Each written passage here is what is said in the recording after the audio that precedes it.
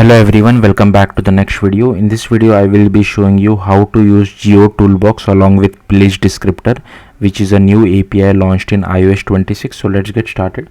So I have just created a SwiftUI application.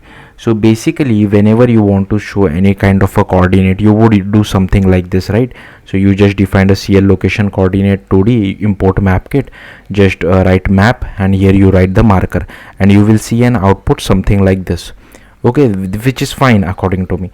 Now suppose I want to use the place descriptor, so I will just comment this out, and I have created another content view file. I'll just uncomment this one out. I'll just run it, then I'll just first I'll show you the output. First I'll explain the code and then I'll show you the output. So here we have imported MapKit, here we have also imported GeoToolBox, then here we have created a view model which I will show you shortly, and here is our map. So here we are, so here you can see this is the output. So the icon which is there, it is displayed based on the place descriptor, so it is smart enough to display the annotation based on the place descriptor.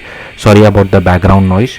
Now here you can see we have this particular map, so we just do view model dot Olivia map item, which we get from our view model, and display it inside our marker. Okay, now coming back to the view model, so here you have to add this @observable annotation. Here I have defined an MK map item. Here we just call inside the init resolve Olivia.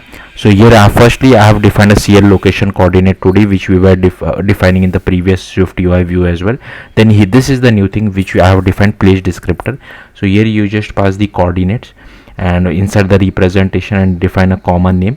Then you have to make this MK map item request, passing in the descriptor, and then we just do request.map item, and we just get the output on the main thread and just assign it to our map item. That's it. Okay, now what if I want to display multiple items? You can do that as well. So I'll just quickly show you that particular code as well. So I'll just run this quickly. So again the same thing, I have imported MapKit as well as GeoToolBox. Here is our map view model, here is our map for each marker item. Okay, and here you can see there are multiple items, that's why I'm using for each.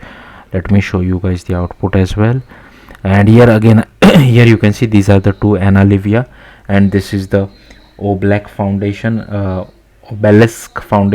So here you can see the icon differs. I don't have to define the annotation, that is like this is smart enough to get the from the place descriptor. Now for the obelisk fountain,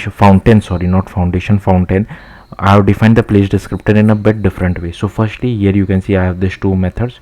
So this is from Olivia, so the same thing which I have shown you previously. Okay, then this is for obelisk fountain. So here you can see I have defined the address, here is the place descriptor. So based on this particular address we are defining the place descriptor. Then we just do MK map item request, passing in the place descriptor, and again we just do request.map item, and whatever item we get we just append it to this particular list. Yeah, that's it. And here we are, that's why given that this is an array, this is an array in Swift, so we just loop over all the array and display it inside our map with the help of marker. So yeah, that's all there is to it of place descriptor and GeoToolBox for MapKit in iOS 26. Thank you for watching. Bye.